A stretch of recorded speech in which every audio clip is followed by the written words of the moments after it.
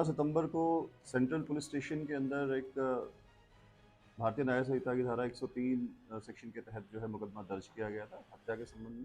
कुछ युवकों के द्वारा एक युवक की लाठी डंडों से रॉड से पिटाई करके और हमला करके उसके ऊपर जो है काफ़ी उसको गंभीर चोटें पहुंचाई थी, जिस संबंध में फिर उसे हॉस्पिटल में एडमिट किया गया था, जहां उसकी मृत्यु हो गई थी। उसी संबंध में एफआईआर नंबर 329 जो है वो सेंट्रल पुलिस स्टेशन के अंदर रजिस्टर की गई।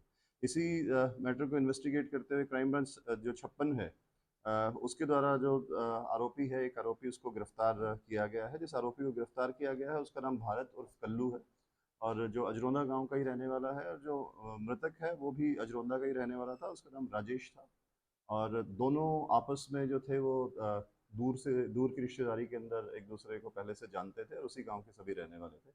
इनका पारिवारिक मामले को लेकर के छोटे मोटे पैसे को लेने देने का जो था आपस में पहले से इनके बीच में विवाद चल रहा था।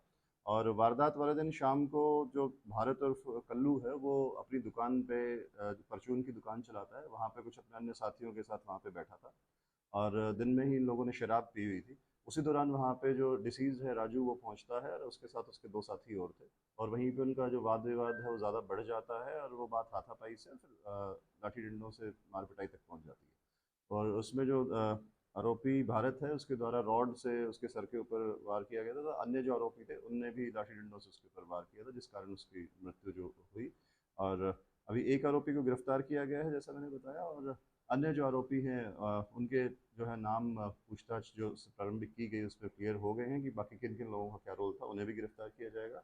और जो आरोपी जिसे गिरफ्तार किया गया है उसे माननीय न्यायालय में पेश करके उसका पुलिस रिमांड जो है वो सीख किया जाएगा और जो वारदात में जो रॉड और जो लाठी डंडे उसके द्वारा प्रयोग किए गए थे उन सभी को बरामद किया जाएगा।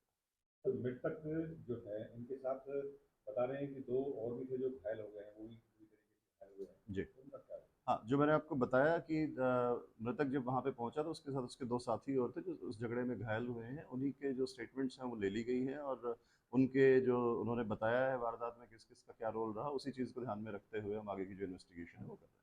तो कितने आरोपी हैं सर इसमें, किसी गिरफ्तार किया, कहाँ से गिरफ्तार?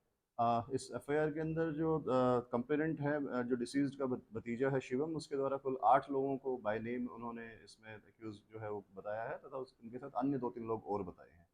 और जो सभी आदमी हैं उनकी जो पहचान कर ली गई है और जो अन्य लोग भी साथ में थे और उन सभी को जल्द ही गिरफ्तार किया जाएगा।